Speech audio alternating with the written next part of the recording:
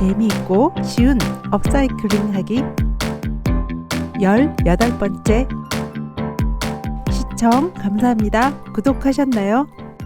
좋아요도 꼭 잊지 마세요.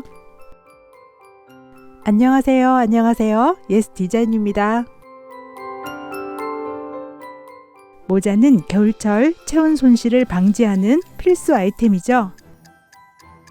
비니 모자처럼 쓴 모습 어때요? 겨울철 귀마개 스타일이나 헤어밴드 스타일로 상황에 따라 오픈형으로 또는 밀폐형으로 연출도 가능합니다. 새로운 방법이지만 찬찬히 보시면 만들기 쉬우니 꼭 만들어 보시길 추천합니다. 길이는 30에서 35cm가 되도록 옷이 짧아 최대한 길게 재단해 주었습니다. 제 머리 둘레는 58cm이지만 니트 스웨터는 옆으로 잘 늘어나기 때문에 폭을 그대로 이용하겠습니다. 일반 가위라도 원단 전용으로만 사용하면 잘 잘라집니다. 스트라이프를 맞추어 완성하려면 위아래가 반대가 되도록 겉면끼리 맞대어 주세요. 가운데 창구멍은 꼭 빼주세요. 위아래만 시침 바느질을 해주겠습니다.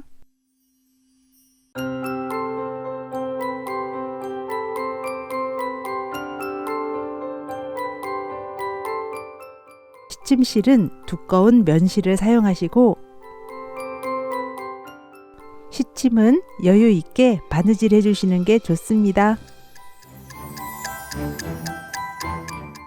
창 구멍은 바느질을 마친 후 원단을 뒤집어 주는데 사용하는 입구입니다. 보시기 쉽도록 두꺼운 칼러실로 온박음질을 해보겠습니다.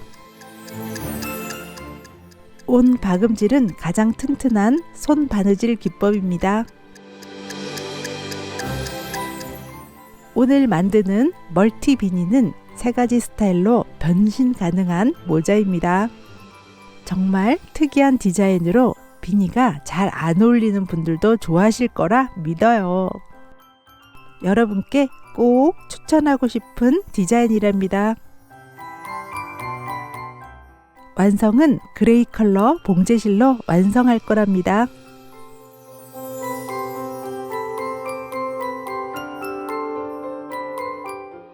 온박음질이 끝나고 시침실은 빼주세요.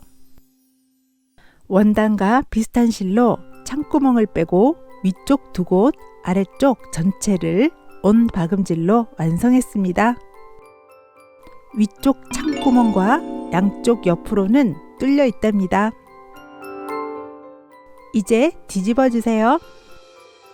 가장 중요한 매직이 시작됩니다. 반대 방향에 있는 사선의 꼭지점을 서로 마주 보도록 해줄 거랍니다. 바느질 할 땐 겉면끼리 마주대잖아요. 이번에도 겉면을 마주대고 시접은 서로 반대 방향으로 꺾어주세요. 이제 바느질 하기 쉽도록 시침 바느질 해줍니다.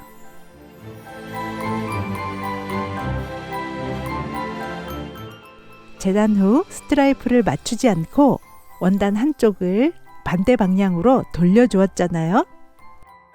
꼭 그렇게 한쪽 원단의 방향을 돌려주셔야만 영상과 같이 스트라이프가 맞아 떨어진답니다. 스트라이프 무늬는 시침질을 하면서 간격을 맞추어 주시면 됩니다. 꼬아준 반대 방향의 2 통로를 연결하다 보니 반 이상 시침질하면 힘들어집니다. 이때 중앙에 실을 넣어주고 창구멍을 통해 다시 안쪽으로 뒤집어 주세요.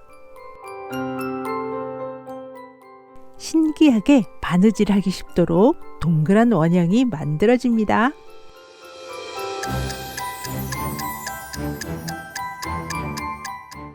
이제 편안하게 시침질 해주시면 됩니다.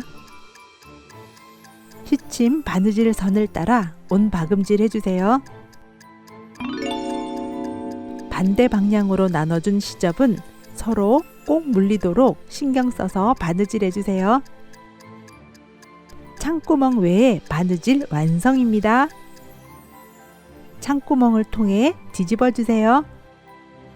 원단을 돌렸더니 스트라이프가 맞죠? 좀 더 이쁘게 맞춰줄 걸 그랬어요. 모자 모양이 이제 나오고 있습니다. 아직 잘 모르시겠다고요? 조금만 기다려 주세요. 창구멍부터 막아 보겠습니다.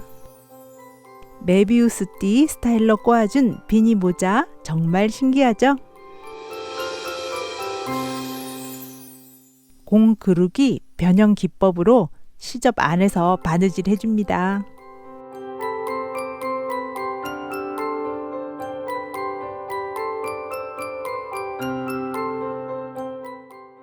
공 그르기는 실이 시접 안으로 들어가 안 보이도록 해야 합니다만 저는 다음 땀에 실이 보입니다. 실을 시접 안으로 넣어주어야 하는데 그냥 오픈 스타일이 되었네요. 하지만 원단이 볼륨이 있어 완성하면 실은 안 보일 거예요.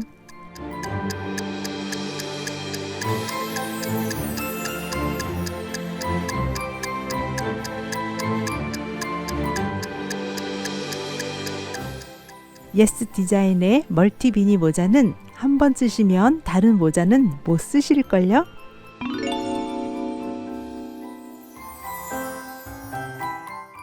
평소에는 비니 스타일로 또는 넥 워머로 상황에 따라 오픈형으로 또는 밀폐형으로 연출도 가능합니다. 여러분은 모두 다른 소재로 작업하실 수 있으니 늘어나는 방향을 꼭 확인하세요. 늘어나는 방향을 모자의 둘레로 재단해야 합니다. 저는 머리 둘레가 58cm지만 면 혼방이라 여유 있게 60cm 잘라주겠습니다. 비니 모자는 착용했을 때 모자 높이, 크라운에 여유가 있는 디자인이 얼굴이 작아 보이고 예쁘답니다. 이번에도 일반 가위로 잘 자르고 있죠? 원단 전용으로만 사용하시면 쓸만하답니다. 옷에 있던 로고는 포인트가 되겠죠? 이번 옷은 남편이 100kg 가까이 갔을 때 입었던 옷으로 지금은 입지 않아 그냥 만들어 버렸답니다. 창구멍은 10cm에서 12cm 정도가 적당합니다. 스트라이프나 무늬가 없으니 솔리드 제품은 역시 신경이 덜 쓰이네요. 창구멍을 제외한 위쪽 두 군데, 아래쪽 전체를 시침질 해주세요. 복습도 하실 겸 두 번 보시면 더 확실히 알 수 있겠죠? 시침질 한 곳에 온바금질을 마쳤다면 이제 뒤집어 주세요. 반대 방향에 있는 사선의 꼭지점을 서로 마주 보도록 해줄 거랍니다. 바느질 할 때 겉면끼리 마주 대잖아요. 이번에도 겉면을 마주 대고 시접은 서로 반대 방향으로 꺾어 시침질 해주세요.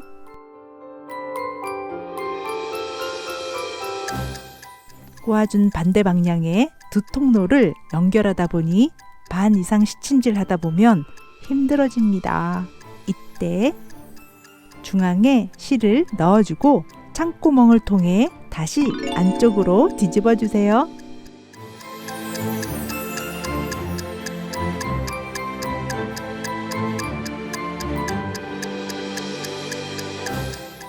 신기하게 바느질하기 쉽도록 동그란 원형이 만들어집니다.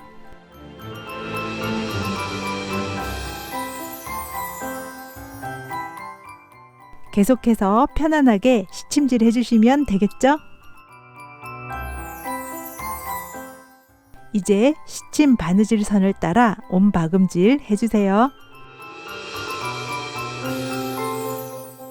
창 구멍을 통해 뒤집어 주시면 됩니다. 아직도 잘 모르시겠다고요? 영상을 따라 만들어 주세요. 보시는 것보다 메커니즘은 훨씬 간단하답니다. 메비우스띠 스타일로 꼬아준 비니 모자 정말 신기하죠? 창구멍은 공구르기 기법으로 시접 안쪽으로 바느질 해주세요. 창구멍 이외에 바느질 완성입니다. 모자 모양이 나오죠? 머리 모양에 따라 모자 뒷부분도 마음대로 연출 가능한 특별한 비니 모자입니다. 세 번째, 가장 많이 가지고 계실 듯한 기본 스웨터로 베이직한 비니를 만들어 보겠습니다. 안 입는 스웨터로 만들었는지 모를 만큼 완성도 높은 디자인이 되었습니다. 안 입는 스웨터가 있다면 망설이지 말고 만들어 보세요. 베이직한 비니는 캐주얼한 의상에 모두 잘 어울린답니다. 안 입는 스웨터가 있다면 그냥 버리지 마시고 꼭 만들어 보세요. 스웨터의 허리단을 이용해 머리 둘레의 2분의 1, 모자 높이는 30에서 35cm가 적당합니다. 위아래 1.5cm 시접을 제외하고 4등분 해주세요. 원단의 앞뒤를 확인해 주시고 겉면끼리 맞대어 주세요. 위쪽과 아래쪽 두 군데 먼저 바느질 해주세요. 항상 바느질하기 쉽도록 시침질 먼저 해주시는 거 잊지 않으셨죠? 시침실은 굵은 면실로 해주시는 게 좋습니다. 이제 모자의 뒤통수 부분을 만들어 보겠습니다. 4등분한 표시에 따라 십자 모양으로 중간에 꼭지점을 만들어 주세요.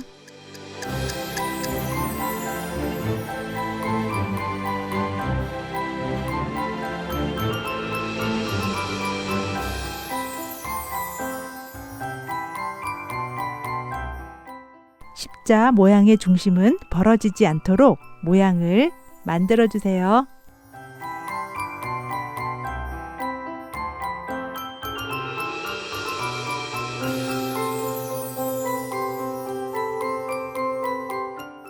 이번 디자인도 완성되면 예쁘겠죠?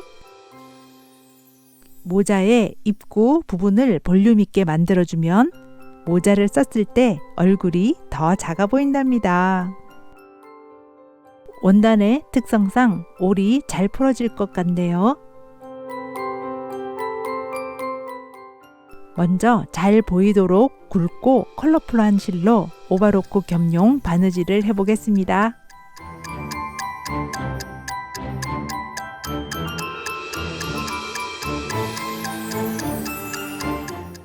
본 작업은 같은 컬러의 실로 작업할 거랍니다.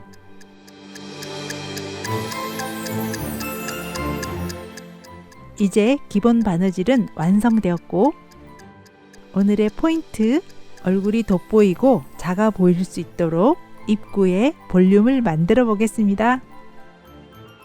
먼저 고무뚜기 부분을 모자의 안으로 넣어준 후 영상과 같이 단차가 나도록 뒤집어 주세요.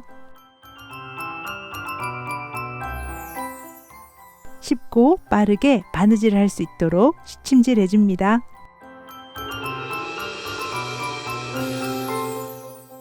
접어준 두 겹의 볼륨이 모자를 쓰면 얼굴도 작아 보이고 아주 예쁘답니다.